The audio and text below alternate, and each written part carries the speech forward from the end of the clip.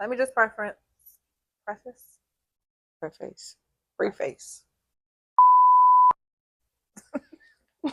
Let me just preface. Let me just let me just say, like, again, this platform specifically is a recap of all of the things that I have endured in a single state. Oftentimes, those stories may be, while truthful, may be hurtful to people who may be viewing, whether it be folks in my family or whatever. And I just want to say here that that is not the intent of, like, I am not here to hurt feelings or do the things. I'm literally Sorry. literally just sharing my truth and running down the story and how I remember it, right? Which is evident in when I have guests. So it's like, okay, there are different perspectives and all of that great stuff. But I'm just here to share how things went in my mind. That's it. That's all.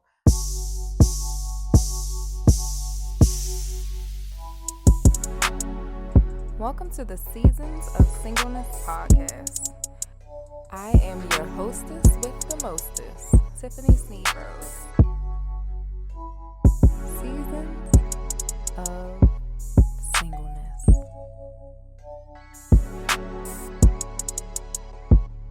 Seasons of Singleness.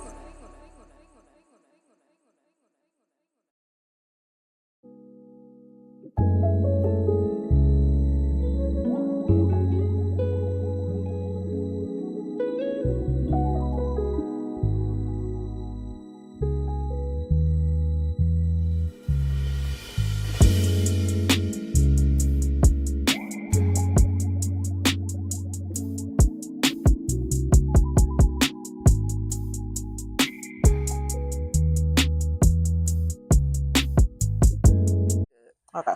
Hey y'all. What it is, what it do. This, I guess, season 5 is gonna be full of guests. Who knows? Who knows? Whatever the good Lord says is what I'm gonna do. I try my best to be obedient. The emphasis in try.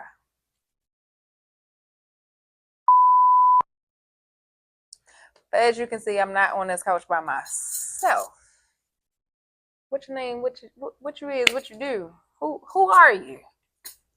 Everything. To everybody. I am me. Latanya Rush. I've been here before. You ain't been here. I ain't been here. I ain't been here. No. Which one I was at? The Mars. I was on the podcast before. You had a tattoo? She been knowing me all this time, and she just realizing, yes, I have a tattoo. I have an ankle lid. I thought we said that. And I got one behind my ear right here. Loyalty is right here. Yeah, I know that one. Yeah. She learns something new about me every day. You think you know a person. You think you know a guy. Every day she realized something new. Crazy. It's hilarious because this particular series is about healing. Like, me walking into a space of healing. That's what season 5 is. It's like, okay. And when I told you, when I first got the download, I was like, Lord, I'm not there, but I'm gonna write it down. I'm gonna write it down just for you. I'm not there. It's crazy. Little did I know that it would be like me experiencing.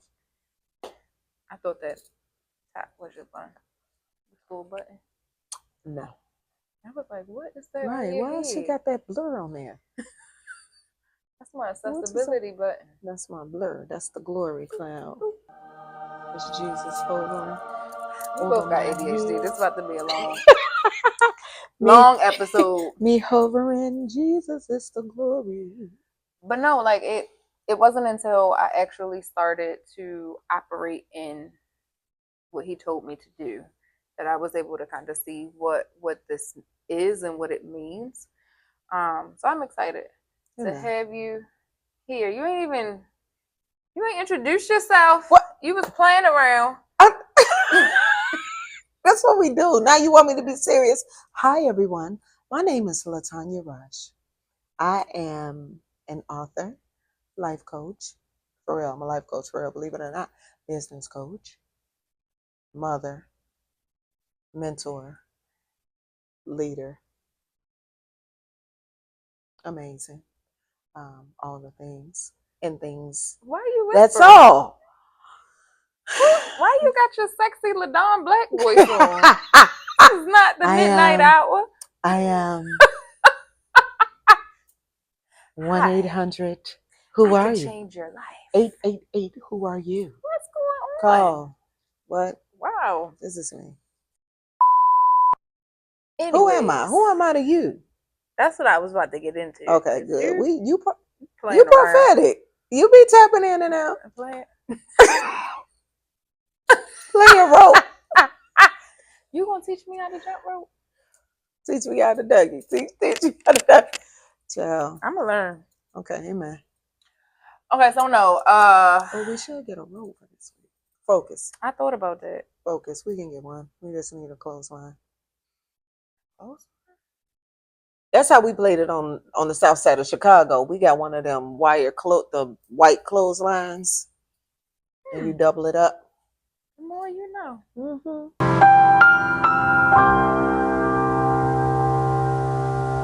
Yeah, because we gotta be super long. Mm-hmm. It should be.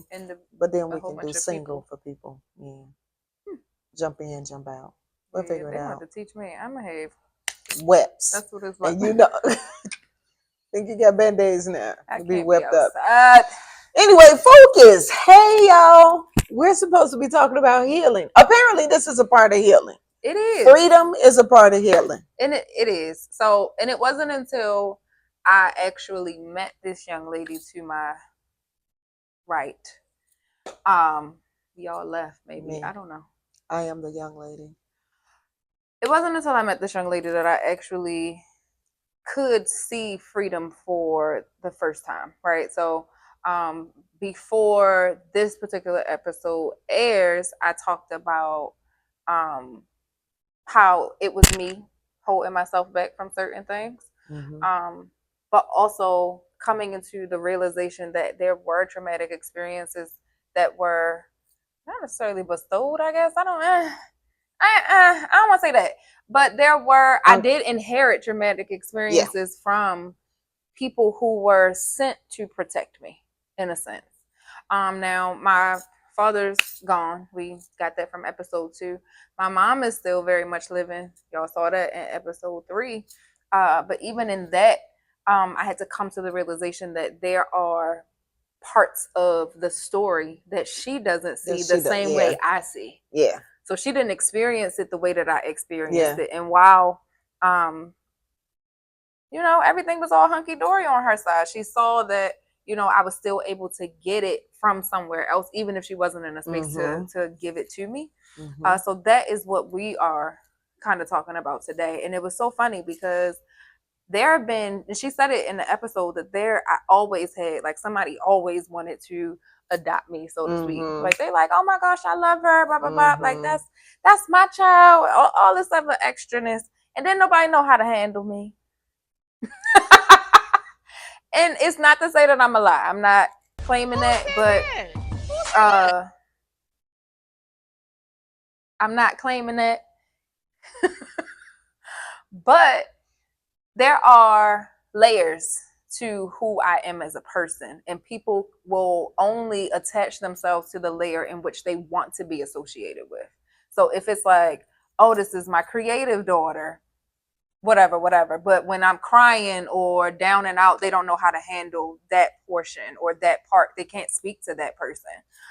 If I'm drinking and fighting, there's people that's like, I'm willing to ride with you. But if I am fasting or sitting to the side, there are people who are just like, I don't know how to handle this version of you. And not to say that that came in the function of or functionality of mothers or mother-like people. But even as it pertains to my family, they don't know like which aspects to kind of handle or take. And it's not that people don't necessarily take the time to get to know that, what I'm learning now is that there are folks who only want that side. Like they only want that. And that's okay. Like, but save that instead of trying to, I don't know where I'm going with this, but instead of trying to like make the person seem as though they have changed or you're not the same or whatever, it's just a real generalization that I don't know how to handle this version of you, and that's okay. Like I'm not in that space, and I do understand people a lot don't of have the people don't have the language. words. And in experience, when you're experiencing people, the reality is you only experience people on the level that you can. So it's nothing against you. I can only experience you as the creator. Yeah. So I can't handle you as the emotional person. Yeah. Right. And it could, what I've learned in my I've been 55 years, so maybe not 55, maybe 20 something, 30 years of living, because I ain't do nothing as a child. What I've learned is the parts of me that people can't handle is the parts of themselves that they can't handle.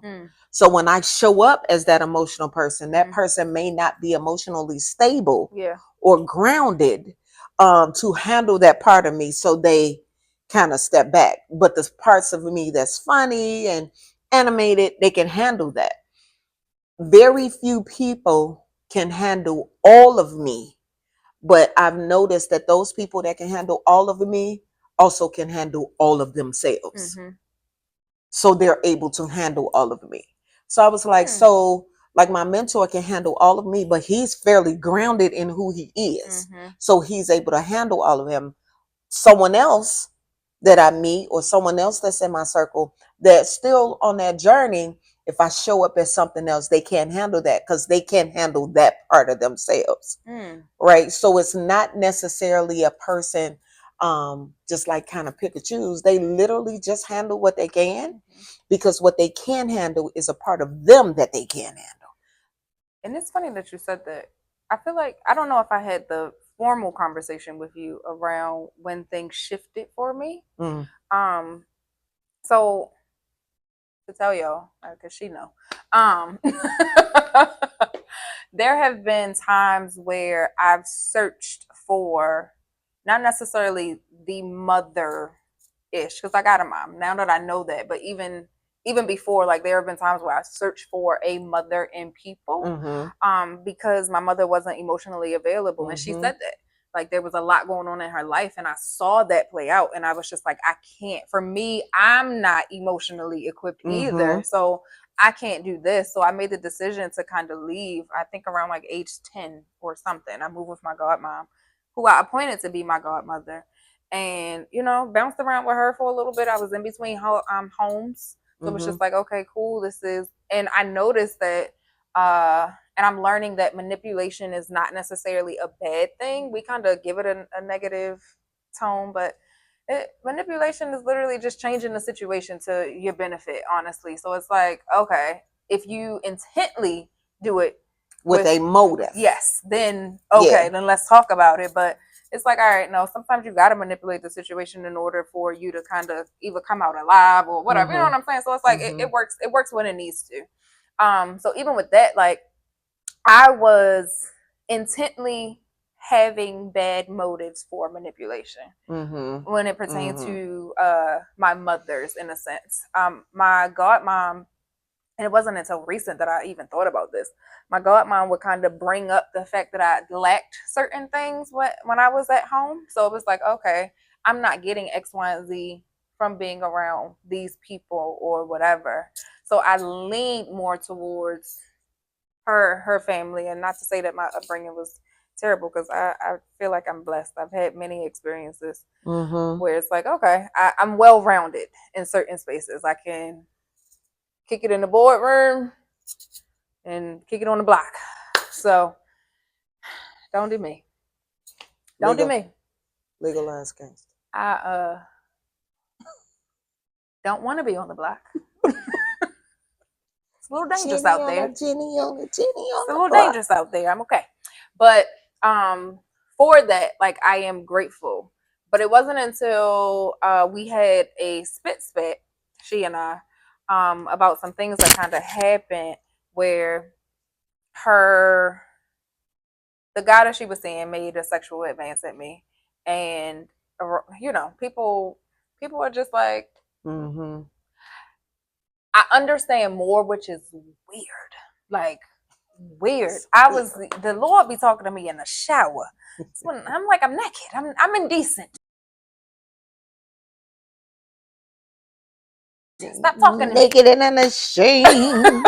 But it wasn't until he brought up that situation for me, and I was like, you know, as a woman right now in her 30s, her early 30s, no children, no nothing, and partnership is something that I desire. Mm-hmm. If I was watching, or not necessarily, because it wasn't like I was her,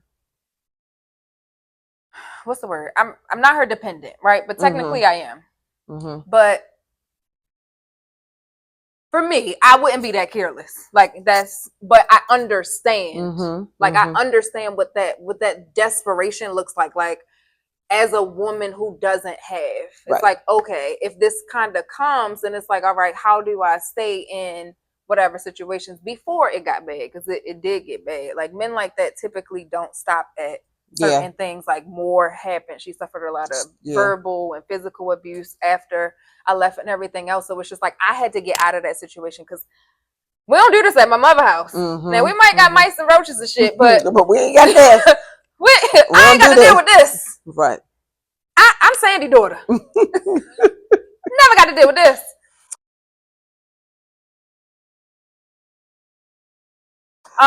So it was like around that time, and I was just really uncomfortable going to our house. So I was like, she dropped us off one night. Now, granted, I'm 14 at the time. I had just started high school. This was my freshman year of high school. We were gearing up to kind of go to, if you're familiar with any of my Baltimoreans on the this ain't even alive. Right. Scratch on the live. Any of my Baltimore viewers, like, you know, City Poly is a really big event.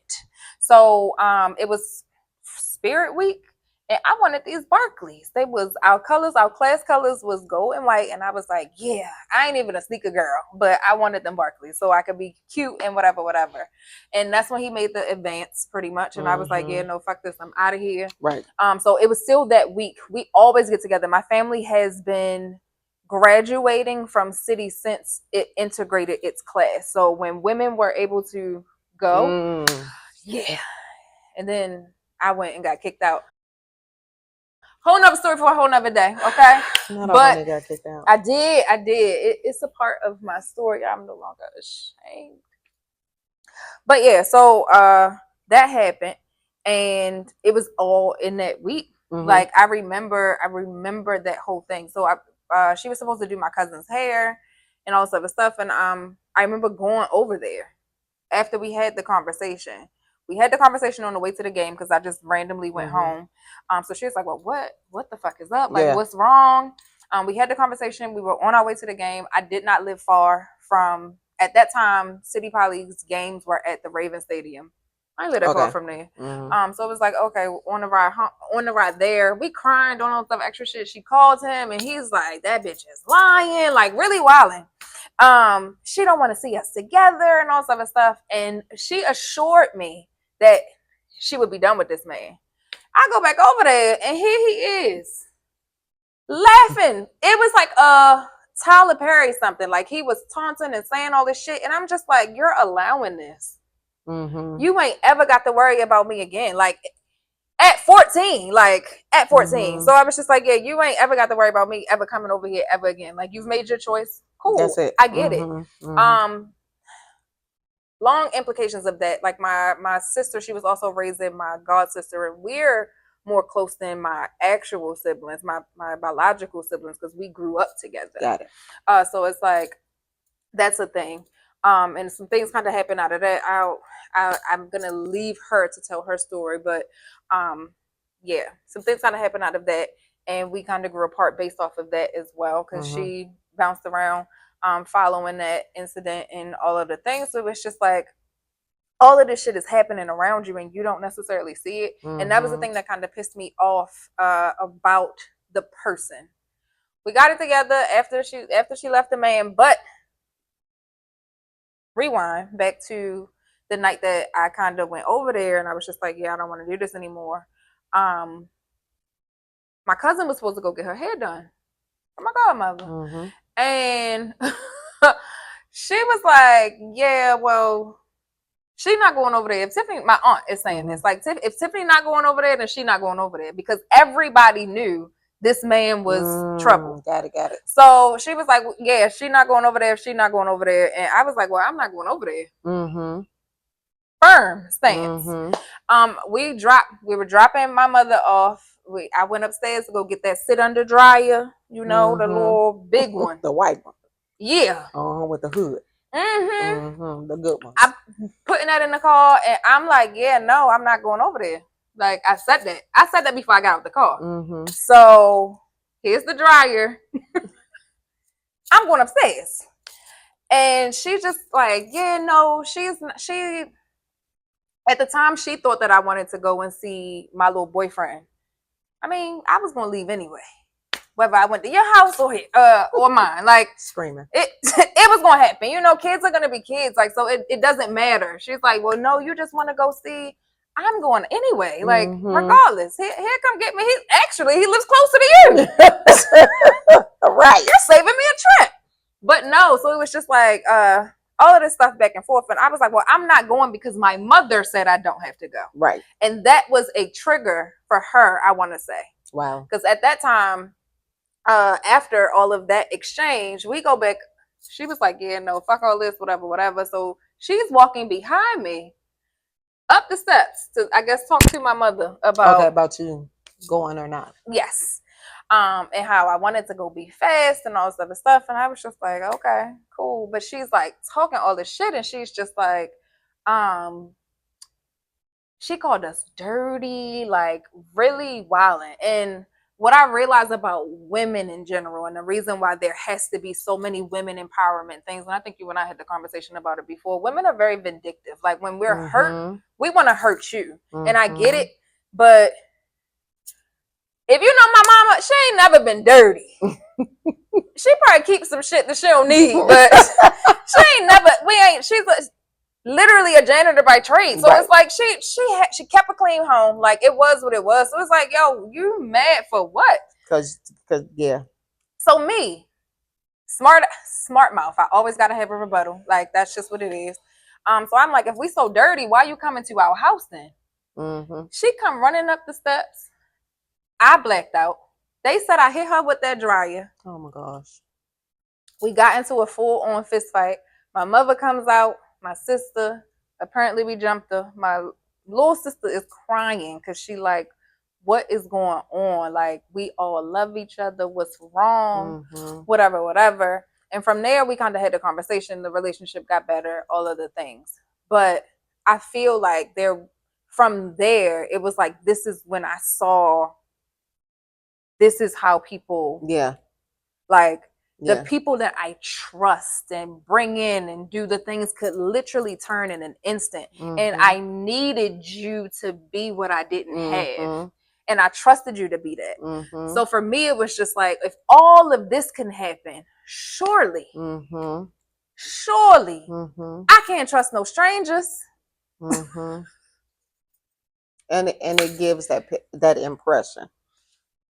So people would mentor me and you know do the things I learned. That's the one thing I had the conversation with my aunt. I was like, I learned from the women I'm surrounded around. Like regardless of what traits I take from y'all, I take traits from people. So fast forward 2019, okay, life is on the up and up, and y'all know from seasons 1. Let's fast forward. Fast forward. What I say? Rewind. No, you said fast forward 2019. Yeah. Okay. I just wanted to hear what happened. Oh yeah. Yeah. Okay. Yeah. Fast forward. Oh no, let's rewind because before I actually moved out, I kind of moved back in with her. I got kicked. I'm always getting kicked out of places. Okay. I got kicked out of college around this time. So I moved to Bowie to live with her. And same thing. Showed her ass. She got me a car. I didn't ask for a car. I just got my car repossessed. So that was a whole thing. Right. I didn't have enough money to sustain. Like, I was working 2 jobs, but I wasn't getting paid nothing. The car payment was like $800. I wasn't even making that. So it was like, girl, what the hell? Yeah. And I had to get the second job just so I could get like gas and maintenance and all this other stupid stuff. And I missed one payment. Fuck it, I'm outside. Missed another one. Fuck it, I'm outside. Missed another one. And yeah, they was like, yeah, no, give me that.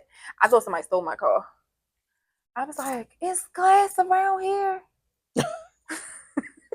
No. No, they took that. They used the key. That was the first time I was like, I'm gonna pay my bills first. Yeah, okay. I could be outside, but let me make sure I pay my bills How about first. that? Or have a conversation with the people to say, I ain't let got them know it's gonna be late. Can I do half and half? I don't have it this month. Can we put it on the back end? But all of that from experience, right? So she got me a car. I didn't ask for it. I just wanted that to be very clear. Didn't ask for this vehicle. She got me a car, and I remember I didn't have a phone. Something was wrong with my phone, so I went maybe like a month without a phone. At that time, I was working in Baltimore, so I had to drive to Baltimore. I went to Baltimore with my friends. My homeboy had a birthday party. Went out there, whatever. Came back. I drove back to Bowie afterwards. And if you know me, I don't like to drive at all. Hate it. Always in the street. Baby, outside.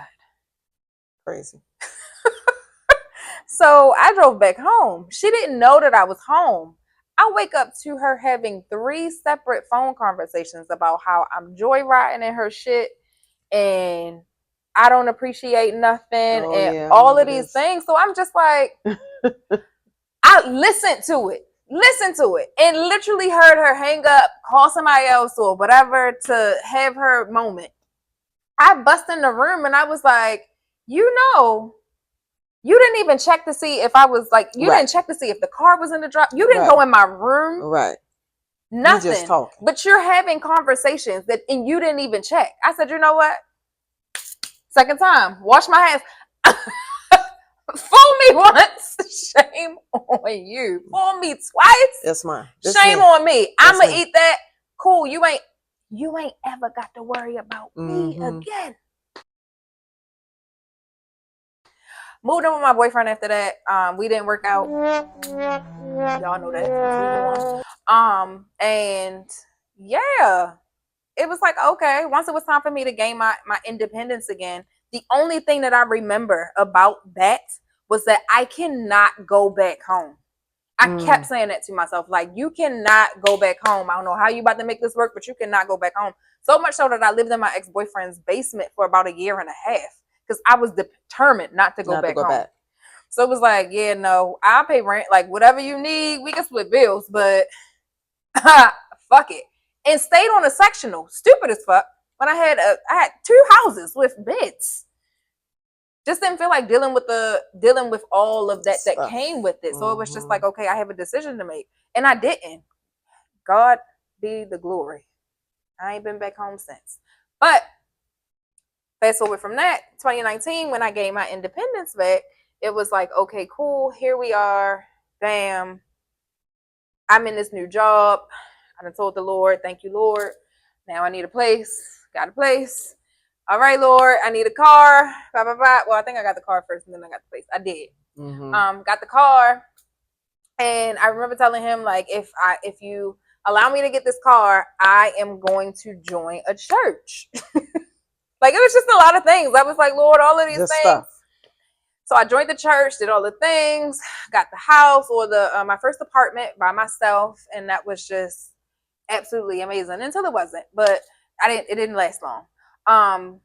That apartment didn't last long. Right. Did not. It was too much going on. And I was like, yeah, peace out. I'm done. But all of that. I met this young lady in 2019. And the one thing that I remember about our first encounter was during our team meeting. And Kalila was like, it was a programs team meeting. Okay. And we were all kind of like going around. I think they had just hired a few people. So we were all trying to do like introductions and stuff. And Kalila was like, this is Latanya. my prayer or something. I don't know exactly what she said to the effect, but she was like, if you don't want her to pray for you, then don't ask her or something.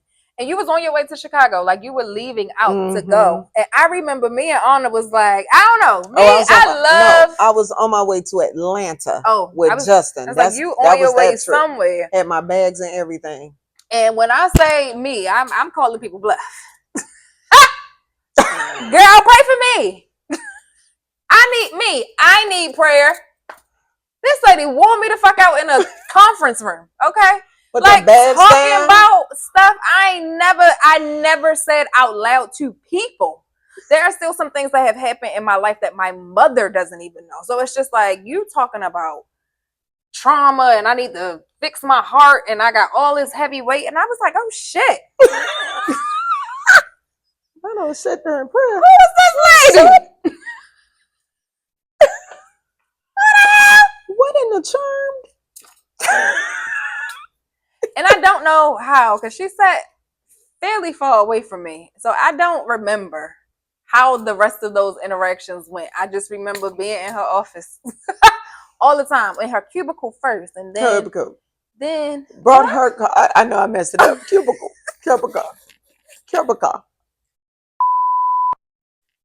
Brought my computer.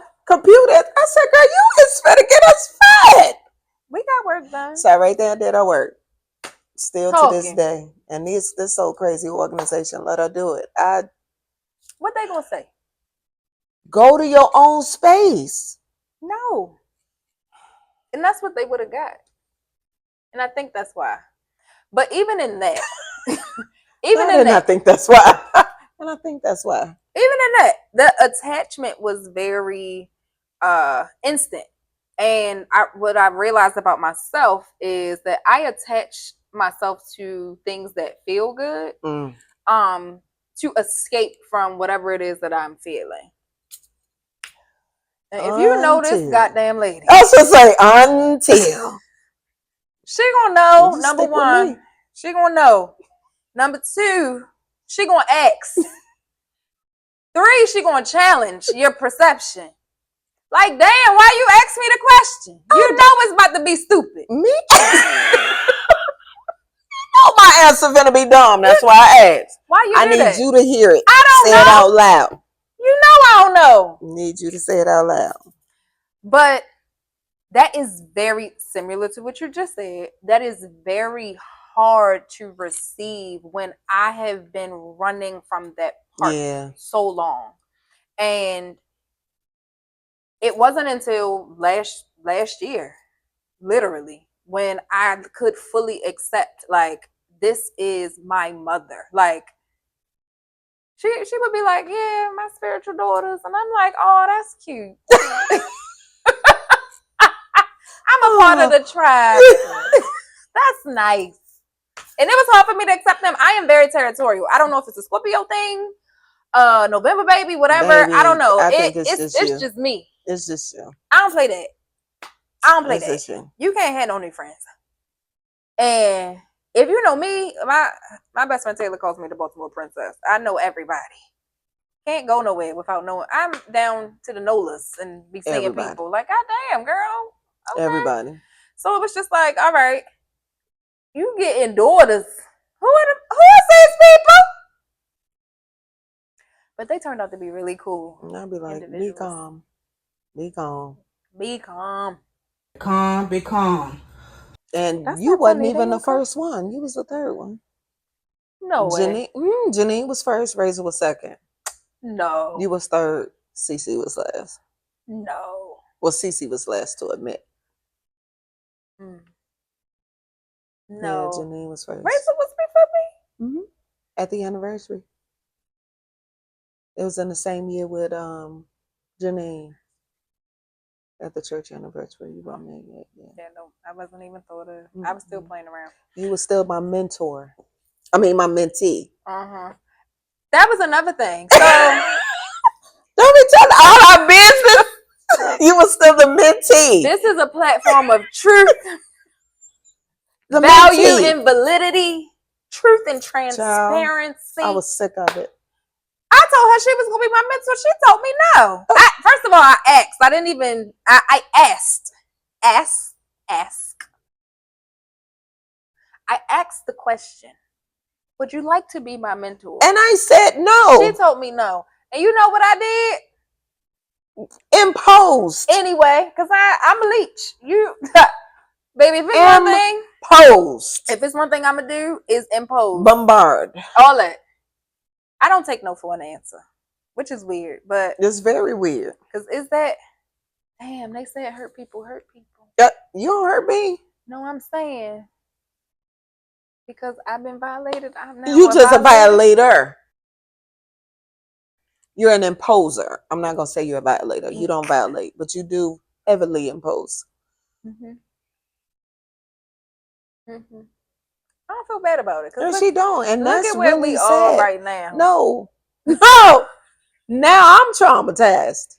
I had to be here because she believed that. She believed that so on Sunday, my mentor daddy, shout out to Justin Ruffin, talked about what's his name? Justin Ruffin. Stop it. Talked about the door of delusion. Stay delusional. Delusionina. Stay delusional. It'll get you where you need to go. No, it will not. Eventually. No. Deal with the facts and the truth, people. This is a podcast of truth and validity. Don't be delusional. That's what my mind does on a daily basis. Look just like this coat. That's what your mind does. Just all just whimsical. Crazy. You ever saw that video or reel or something where we like when I'm out with my man and then the music just be like yeah. That's how I feel when I'm with y'all. I be like and that's why you look like that, because you look the fact that you look like that makes sense. Focus. Get back to the topic. My heart be smiling. But all that to say, it really took a while to get to this point. And I had to really come to terms with the fact that, yes, I inherited a lot, but also I was holding on to a lot too that didn't allow me to get to this space. So it wasn't until last year, as we celebrated Mother's Day, I intentionally invited her out. I was like, she did. I know, and I am very, I don't want to say leery about who I invite to certain spaces. We've had conversations. I'm like, whenever I invite you out to something, I'd be like, girl, it might be some shit. I don't know. just be ready. I done told you. just be ready. I don't know what's gonna jump off. I don't know, child. But there are certain things, and I was very happy to know that my mother was receptive. I really try to hold space for people that I know are going to, like, their feelings just going to be hurt based off of our relationship. Because I've never been in a space where I could literally be this free. Lord, please. You finna cry? No, but. Oh, Lord, let me get my hanky out my bag just in case. Cause she I'm emotional. I be playing around. You can use my towel. But no, like. Just don't put no snot on it. I can't promise that. Oh, Lord, let me get you some napkins. But it's like,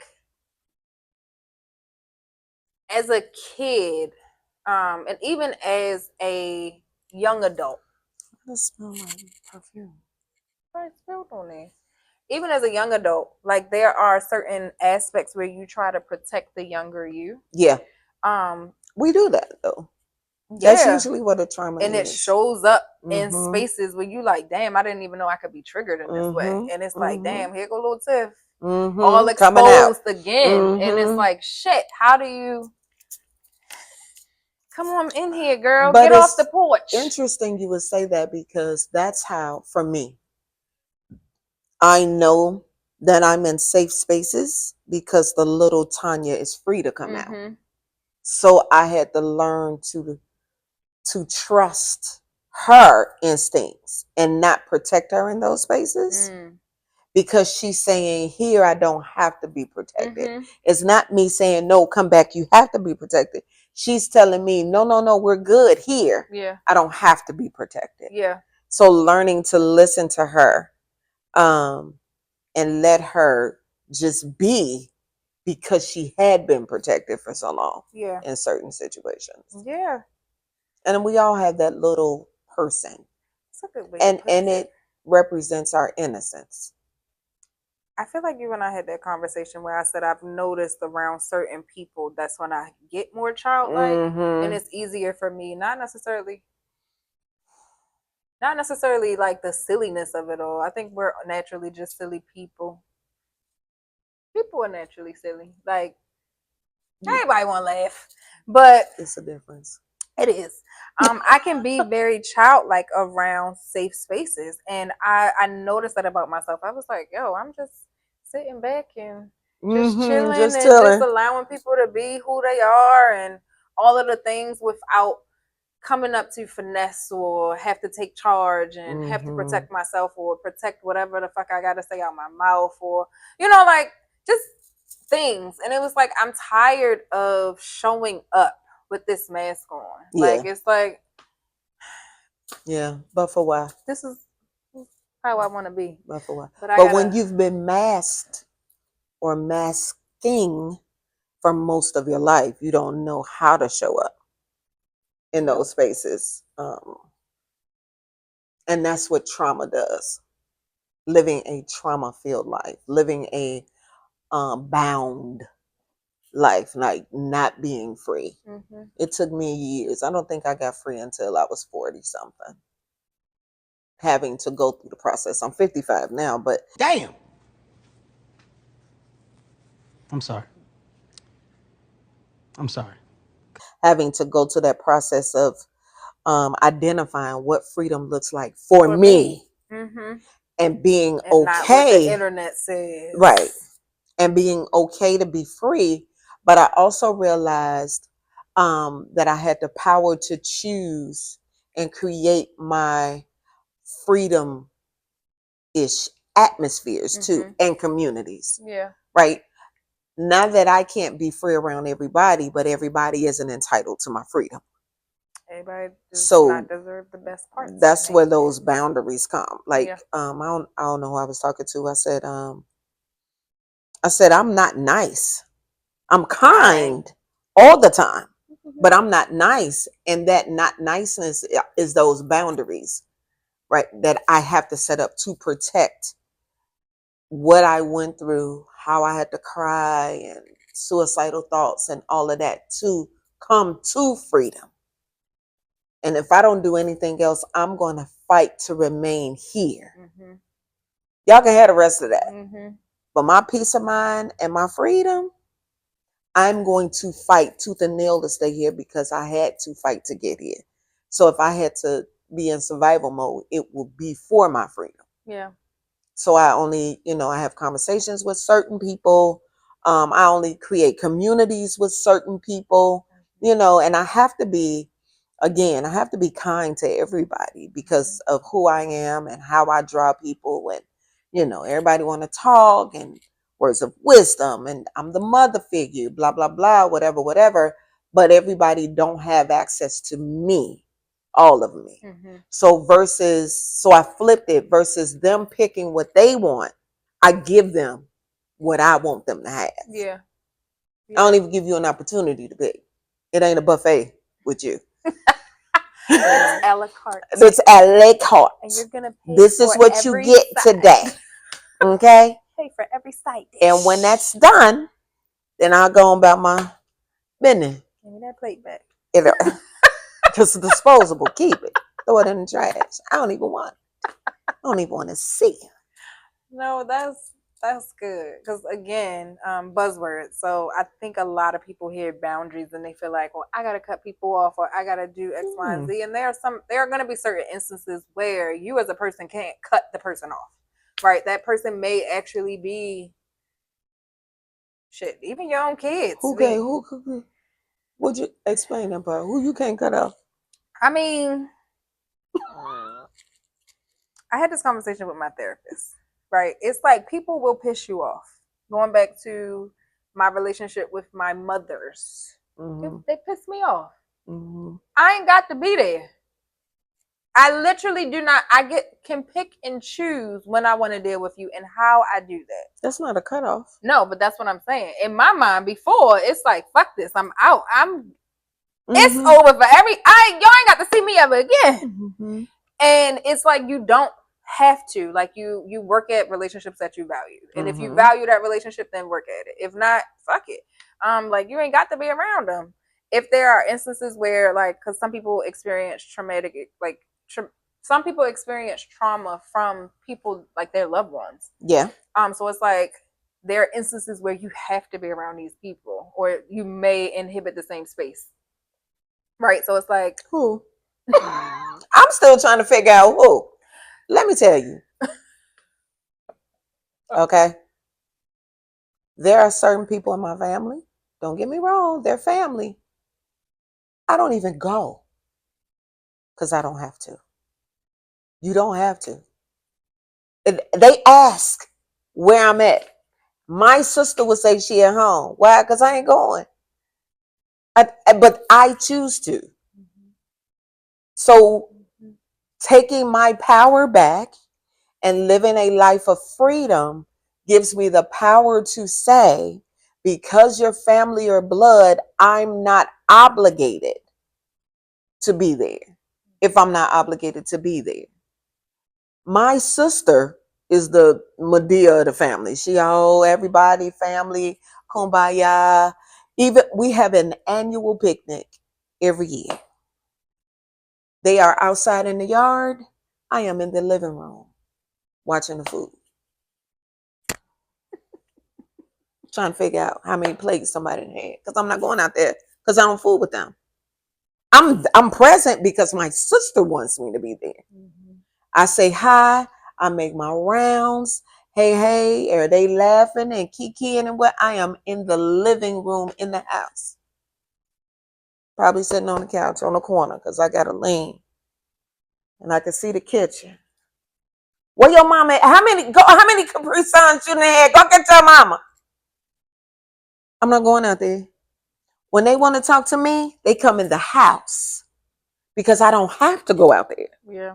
Because I don't fool with them. So people will say she acting funny and all of those labels. No, this is a safe space for me. Because if you say something out of pocket, the whole barbecue is over. So I'm flipping tables. Not a good day. Okay? Now back to that steak in the table. Let me be. Because my family don't want to hear the truth. Yeah.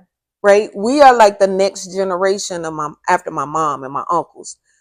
They're gone. So now the truth is coming out. They don't want to handle the truth. I'm going to tell the truth.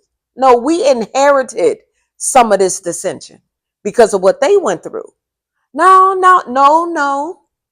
Because your father violated such and such. My mother didn't bring us over to my grandmother's house because she knew it was a violator in the family. Let's talk about the truth. They don't want to talk about the truth, then you don't want to have this conversation.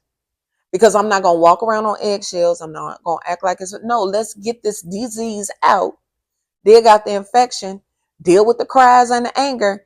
And then create something new. I'm not that one. I'm too old. So they don't want to have that conversation. I'm here for my sister. She come in and check on me. She'll bring me a little wine cooler and something. Make sure I'm good. You good, sis? Yeah, I'm good. Okay, she going back out there. This is her thing. I don't... We had a conversation about the family and creating a business, and nobody in the family's bills should be cut off, or a cell phone, or whatever. I'm talking to my siblings. My cousin came up and was like, hey, that's good. I want to be in a conversation. No, I'm responsible for my blood. I'll teach you on what to do with your family, but right now this is for us. What who gonna beat me up?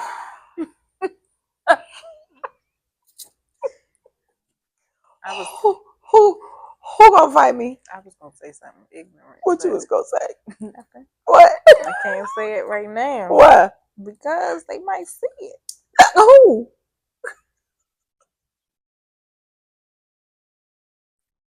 Okay. Tell me later. I will. Okay. I will. Amen. Oh, I forgot her name. Not I don't forget her name. You is slow. But yeah, no, that's real. It's real. That's real. Mm-hmm. Like even I was in a recent situation where I came face to face with my violator, as of recent, and I was like,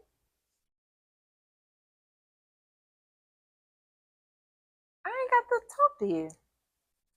It was very uncomfortable still because it was like we're all in the same house, like the house that it happened in, and Was all you of the driving? things. Yeah. Oh. And after it was over, It would as soon as I'd have seen them. If I ain't ready, are we allowed to drink on camera? yes, Yeah. please. You want your? Yes. Could you give me water? I didn't know what. I'm sitting over here. Stanley is not sponsoring. This is not sponsored by Stanley. But if you want to sponsor it, Stanley, I could put some cups in the back. Listen, put a little logo, little something. You let me know, okay? My last season is next season, so contact me soon. Matter of fact, y'all take Stanley in the comments. It'd be like one person commenting, talking about y'all comment. I know, right? But you got to prepare for the future. People might watch this years down the line and be like, "Oh, damn! I remember when Stanley's was out." This is old. But yeah, like, and I think that a lot of people feel trapped in not knowing that they have the autonomy to absolutely move. That's still a level of bondage, though. When you are totally free and not in survival mode. Yeah. Your motive and your responses are totally different. Like it ain't no animosity between me and my cousins at all. But this is what I chose. Yeah. And I don't stay in the house like out of anger and like, fuck them and I ain't gotta be. No, I stay in the house because I can choose to. Mm-hmm. Period. And if I'm ever asked. I know, it's such a weird word. We black. Asked. If I'm ever asked. And I'm from Chicago, so it's worse. I'm Midwest. If I'm ever asked, then I'll tell them. But I realize, and I've reconciled within myself what I was dealing with. Mm-hmm. Right? I reconcile like all of my issues, and we go to therapy and we have these conversations about all the trauma and where it came from, the stemmed, and where I'm at now and where it can lead me or whatever. But I don't think there's ever a reconciliation. You want? Oh, you was looking at the light. I was like, freak on looking at my boob. Ooh. Nasty.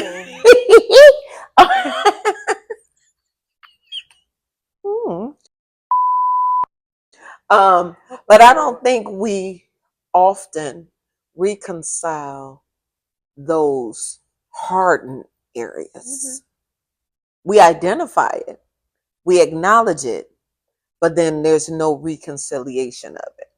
And that's still a level of a bondage, right? You could say that I'm not traumatized by it, but to me and for me, if it still affects you or pushes you somewhere else, you haven't come to a resolve in it. It was so funny. I did a leadership intensive back in March. And we doing values, like place all your values, number these things.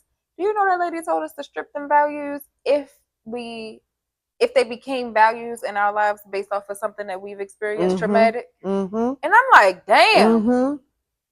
Girl, what? Mm-hmm. She was like, if this is like a value out of safety, like if safety is a thing for you, or sustainability based off of what you've experienced that has been traumatic, remove it as a value. Because it's not a value. It's a justification. Me. And we justify those things. That doesn't mean that we've resolved them. Right. Right. So then we place this, and then it becomes a justification for it, which works to a certain. It works. Extent. It works. I'm not going to say to a certain degree because it does work. It works for people. But what I've found in my journey to freedom, that it only works for certain things. It doesn't work for the totality of who I am and my freedom, right? So in that search for freedom, I think one of my symposiums was the pursuit of happiness. Like I realized that I wasn't happy. I was just content, but I was seeking happiness. And those justifications caused me to be content, but not happy. I was just about to say that, like, a lot of people, if my value is stability, which it is, and of course it is based off of a traumatic experience of going without or not having. So it's like, okay, cool, stability, stability, stability. But I realized, like, I have worked in spaces based off of stability. Like, I've reached my max. My capacity is done here. I'm still here. And I'm like, damn, twiddling my fingers until something comes along. You know, I made the transition, but it was just like, okay, cool. Once I moved to this, like when I made the transition to family here. Gotcha, bitch. Once I made the transition, it was like, yeah, no, I'm not doing this again. If I feel as though it is time to go, it is time to go. I need to consult with God first about it, because, you know, just really doing the things, but I don't want to be burnt out like that again. But the sustainer in me was like, I have to stay here because look at the impact, or all of these people are going to be affected if you leave, or whatever. It's that voice in your mind. I think it goes back to what we talked about before about motive. So it's like, okay, if that is serving you, then okay, that's the motive. But if it's not, and you're content in your value based off of your trauma, then it's like, is it really serving you? I had that conversation one time about one of my episodes where it was having fun. Like, I'm outside doing whatever, like legs all cocked open, and I'm talking about I'm having a good time, drunk every week. Like, I'm outside, I'm having a good time. I'm not. This is not fun for me. This ain't fun. Just doing shit. Just doing shit. I'm like, I'm not having fun. This is not a good time. This is not a good time. I'm living life on the edge, and this doesn't feel good to me. So, yeah. But, you know, I've said it time and time again. For me, I really do appreciate spaces or communities where I can literally just let it all be what it's going to be. I am a very messy individual, and not so much to the physical, but the emotional, because there is so much that I have repressed and not necessarily thought about until it's triggered. So it's like, okay, now we here. And I love the fact that I am in a space that my connection to you has helped me grow in many different areas. Around that time, I was like, okay, I need mentors around certain things. And I kept telling myself, like, there are 3 areas in which I want to grow in: professional, business, like entrepreneurship-ish, and my spiritual. So when, you know, we did the things, I was like, oh yeah, she can be my spiritual mentor. No brainer. It's cool. We got this. Not knowing that I was signing a contract of something bigger than what I could see.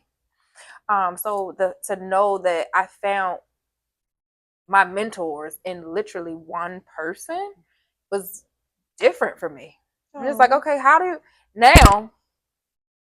Cool, I've accepted it, but now I gotta trust it. Yeah, I gotta trust this person with all of these things. I can't, like, my therapist made it very, very clear before she broke up with me. She made it very, very clear. I'm gonna need you to get over that. I know. It was so unexpected. I was like, Ebony, you could have texted this. I didn't know, girl. I didn't know. It was for great reasons, but she's like, yeah, you don't need me. I'm like, I do need Just someone trying to create stuff, right? That part. I need somebody to talk to. But Jesus, where was I even going with that? Oh, she was saying that if you can't be honest, ain't no point. Ain't no point. It literally is no point. Like, she's like, I don't care if you lie to me. I need you to be honest with yourself. I'm telling her, like, yeah, girl, I'm gonna get up 6 a.m. I'm going to the gym. Bye. She was like, Tiffany, do you wake up at 6 a.m.? That means that you would have to be up by 4. Yeah. prepped, ready, doing the thing so that you can do. Yeah. You ain't finna do that. She was like, why are you saying it? Because it sound good? I'm like, girl, don't read me. Yeah, it sound good. The intent is good. And but that's not enough. It was the same. It's literally the same. So yeah, find a mentor. That's always my advice. If whoever you trust to help you grow in certain areas, do the things. You're definitely gonna need them. You can't operate life by yourself. You just can't. But you have to be honest about.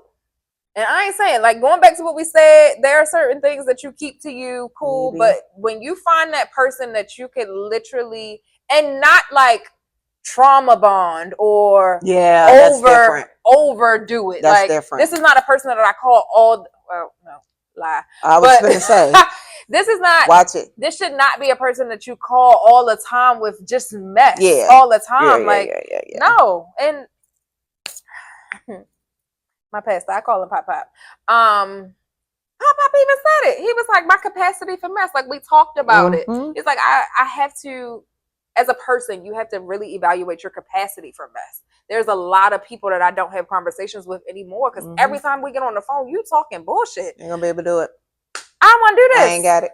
I don't want to do this. Like, evaluate who you are so that you can be in a space to say, this is what I have capacity to deal with, and especially as it pertains to someone pouring into you. Because you never know what you're stopping from a person. Like, you could be hearing from God, like, you need to push me to create and to do and whatever. And while I'm going through my season, I'm like, well, I ain't talking to LaTonya because every time I talk to her, she want me to produce. She do that anyway. Be honest. But then she don't have no other choice because God make her call me anyway. And she talk to me every day. Unless she doing something. But then we texting. What? My papa said you'd be lying. I didn't know. To what? What? To what extent? I am not lying. You don't talk to me almost every day. I talk to you every day. And then when we ain't talking, and then you talk to me, it's 3, 4, 5 hours, and 2 of them hours we ain't saying nothing. Yeah. You on the phone sending memes. We be talking. We don't even know we talking. It's ridiculous. But that took a lot. Like, it took a lot for me to get to that space. That took a lot. It took a lot for me to get to that space. I had to be real. And that's the thing. So I can't tell. I'm very dramatic. I'm very dramatic. I think a lot of it is very inward. Like, it's a lot of inner it dramatics. Don't stay inner. Not all the time. I mean, because I have a safe space. So I could be I'm on the stage. Outside. I'm the stage. The stage is me. She on it. Right.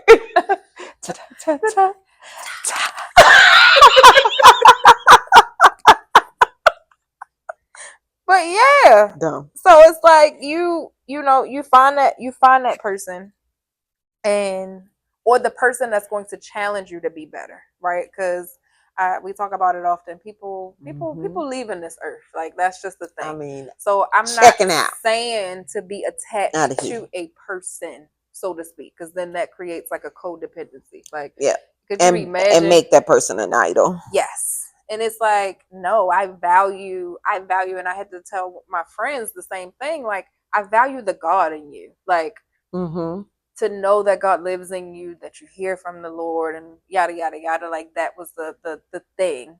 That was just like, yeah, this is what I want to do, regardless if she told me yes or no.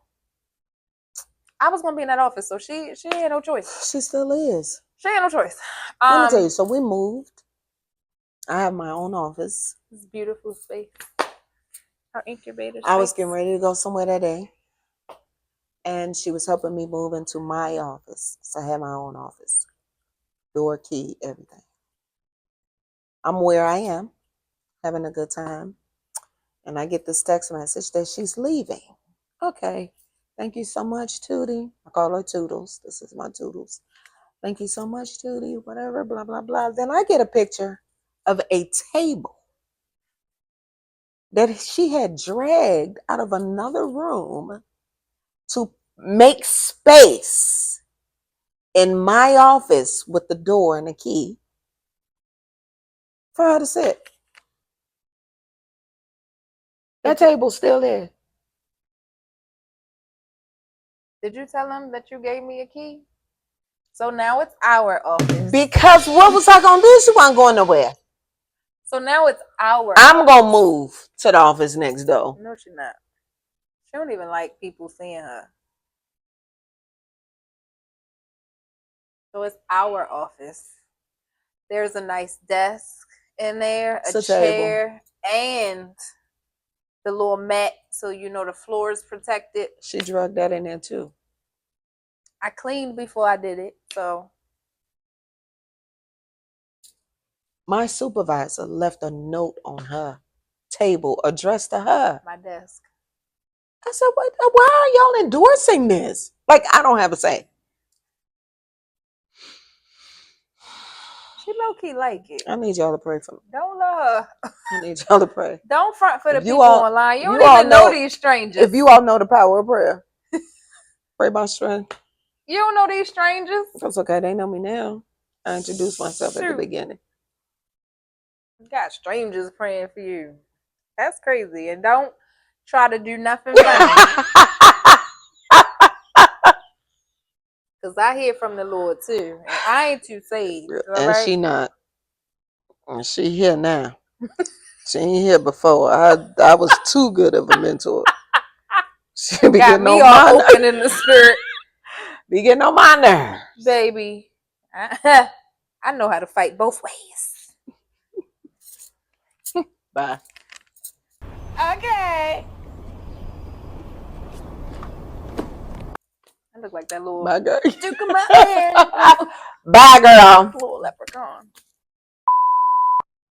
I really do appreciate the fact that I do have someone. I'm very blessed in that manner that I do have someone that I can call to help cultivate what freedom looks like for me and who is a real living example of what that is. There have been times where there are tons of women in my life who claim to be free and don't necessarily, not to say that they don't live up to the expectation, but they're still very bound. So it's like you can't claim freedom and be bound publicly.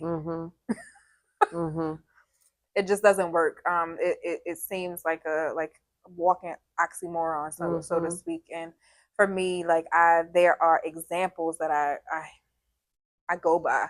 That's just how I learn. I learn from all different avenues of venues. It depends on the topic, honestly. But as it pertains to life, that is just how I learn. I learn by watching other people. So to watch you navigate and do things has been absolutely transformational, especially in my relationships and how I move now. I wish I had these lessons a while ago, but yeah, it is. Every time there's a time and a season for everything. That literally it is what it is. I'm excited that I am able to apply these things in real life. Yeah. Because that's also a thing. It's not just to take from people or experiences, Right. but it's also to You have to apply those things. Someone asked me, well, how do you know if you're healed? And my response is always, if I can go into a similar or the same situation and respond differently, that's how I know. And you will know based off of your response or experiences and all of those things. But it is a very slow walking journey, and don't try to rush it. I know for me specifically, I was like, I don't want to be 50 trying to figure this out. And or it's 60. intentional. It is very intentional. You have to be intentional. You have to be intentional.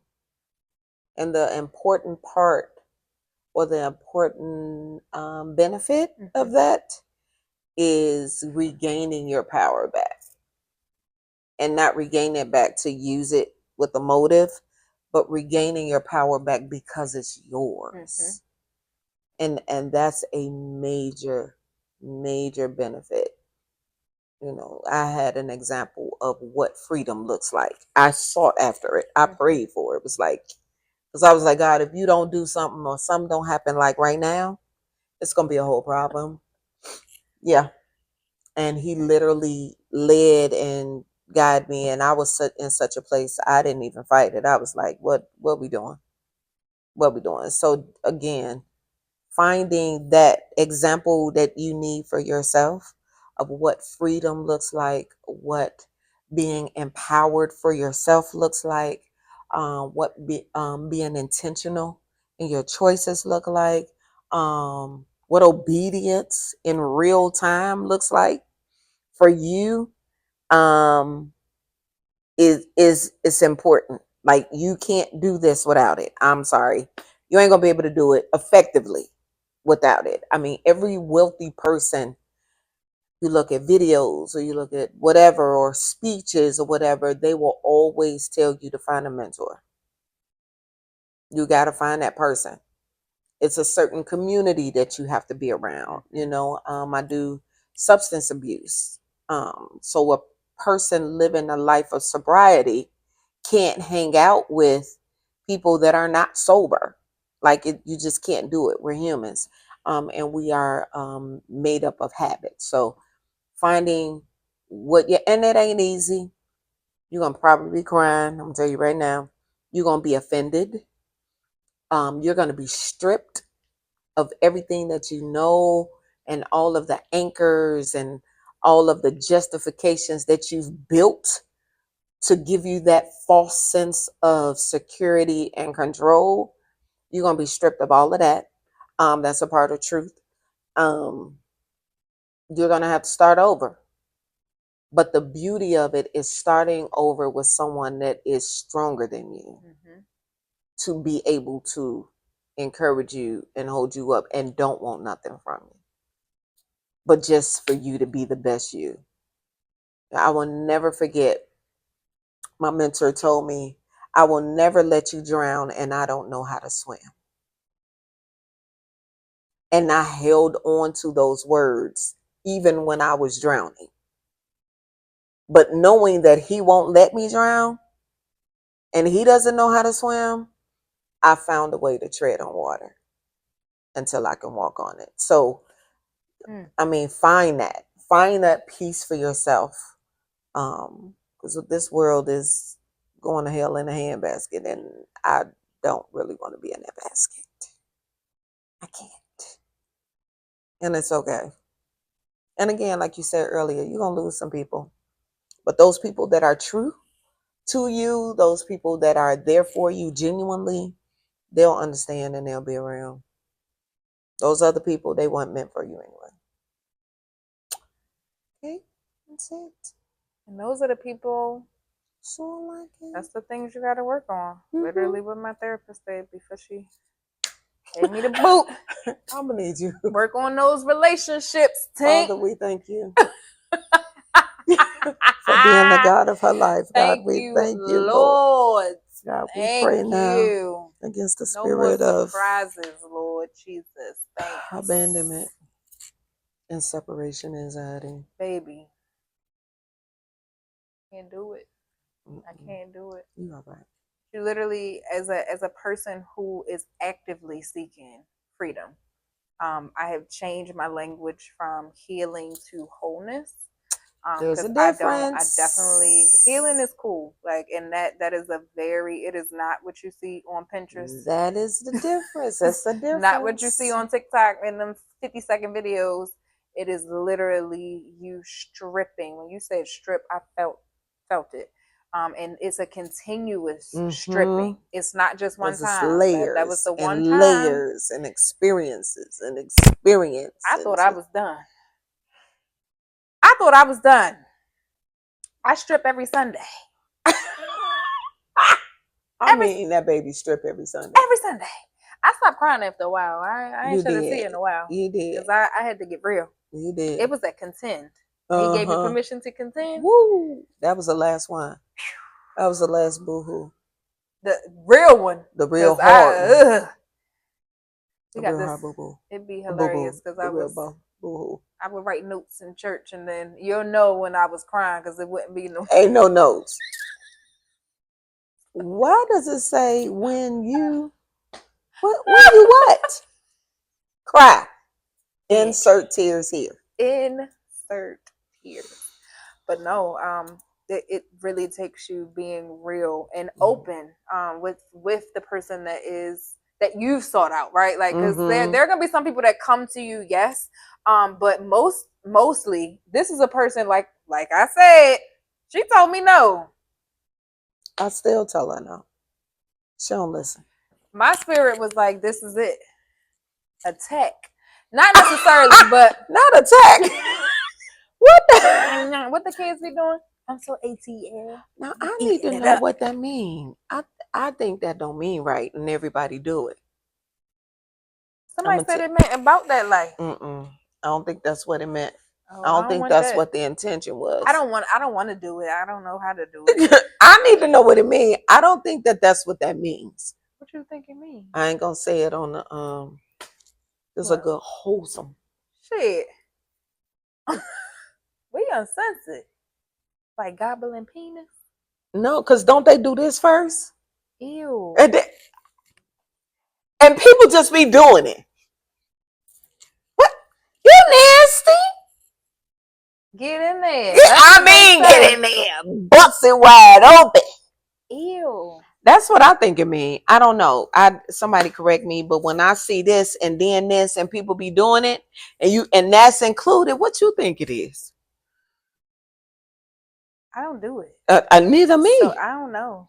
I want to learn that other one. What? The way? Do it again, Tootie.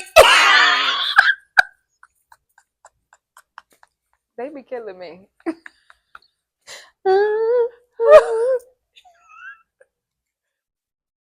Back to our regularly scheduled program. Because we go off. Baby.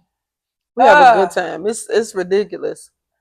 It's background done changed. It's dark outside. It's dark. I still got to go home. No, but seriously, not the background done changed. It really, we've been sitting here this whole time. I don't know what part you came in on, but it was like when we were sitting here.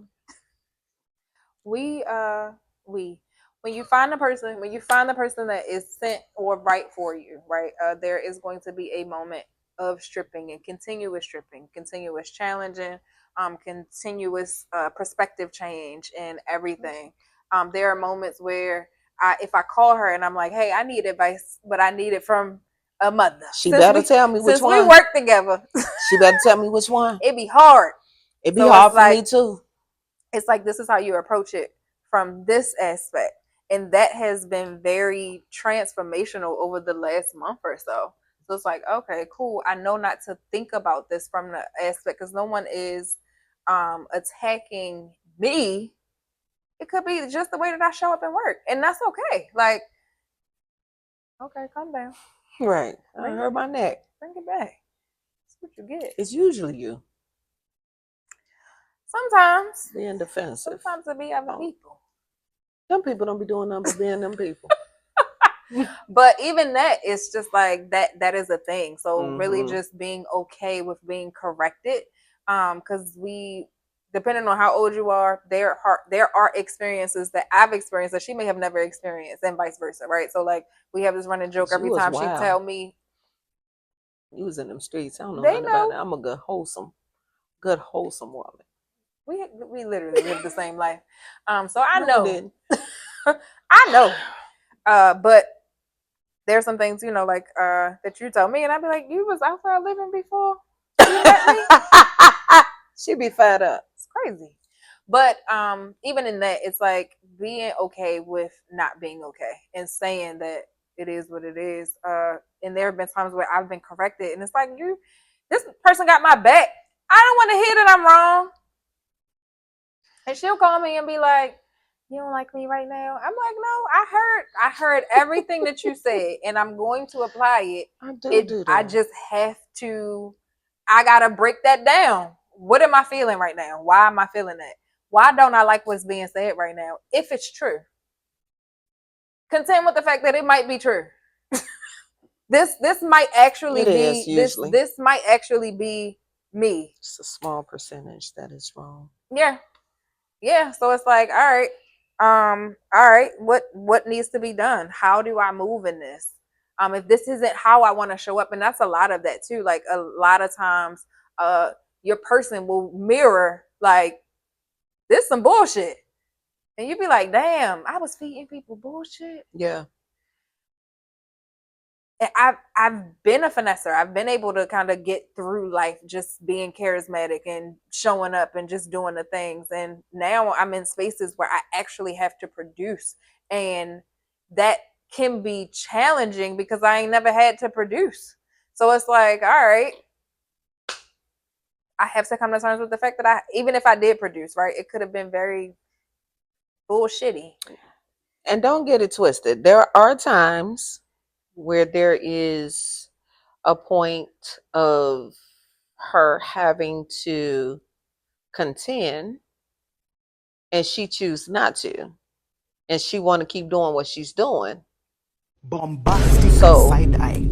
in the position I'm in, I'll be like, hey, but please know that the consequence is bop bop bop bop bop bop. So you can't say nothing because you've made a choice. I don't care. Okay, that's it. What we going to eat? And then she'll come back because she didn't, because I was right. And that's literally how it be. Just that. And we sip. But I will say that having those particular relationships has done wonders for relationships outside of this. Because again, I'm able to put up the boundaries that I need to, or even go back to relationships that I fucked up. And just to own the fact that I wasn't in a space to be a good friend to you because I wasn't good to me. Yeah, and people are mostly receptive. Barely. I mean, but they got every right not to be. But they do. At least you made your peace. So, amen. Amen.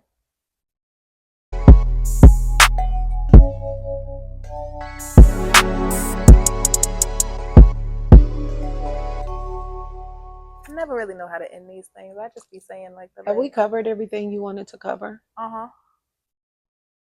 Yeah. Okay. Yeah. I talked about the woman with the issue with blood. Oh. How she got over that. Yeah. Oh, this episode was about after that. We didn't talk about that today. What? The woman with the issue of blood. Was that a previous episode? Oh my God. So if you all have any questions, please drop them in the comments below. She'll read them. I'll respond. Sona, what you talking about? Don't forget to click like and share. And tune in for the next episode of what is my next episode? Whatever this is. Jesus, I don't even know. Lord, I typically have my little book. Nothing. We impromptu.